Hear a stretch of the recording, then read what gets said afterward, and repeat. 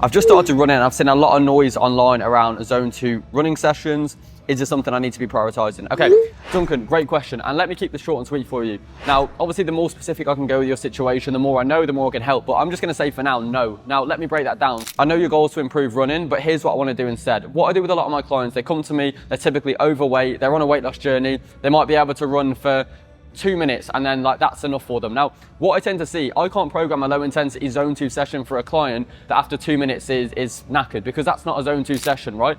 Just by running itself, running is already hard for you. So I'm not going to program you to go and do a super easy run when running for you isn't easy anyway, right? So we're not going to get that zone 2 stimulus when 2 minutes of running is going to be a massive challenge for you. So here's what we'll do instead.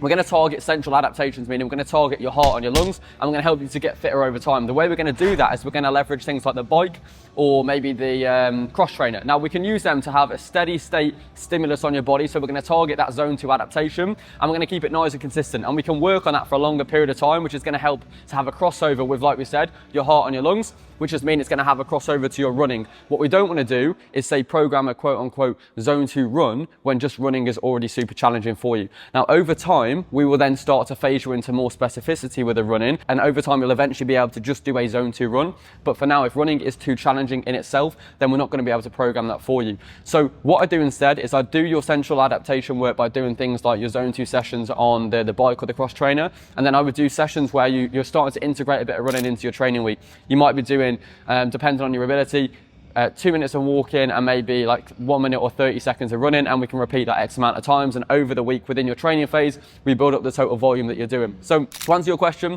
like I said, the more I know, the more I can help. But based on what you said, if you're new to running and you like my demographic that join me and they need to lose weight and that's their primary focus as well, then instead of adding a massive stress onto the body straight away, I would do a little bit of run/walk intervals. I'd have some zone 2 specific training, but on something like a cross trainer or a bike, and then we're going to have that crossover between improving your fitness, and then we can add in more specificity across the weeks, get you fitter and get you more specific with your running training over time. Hope that helps, and make sure to follow for more.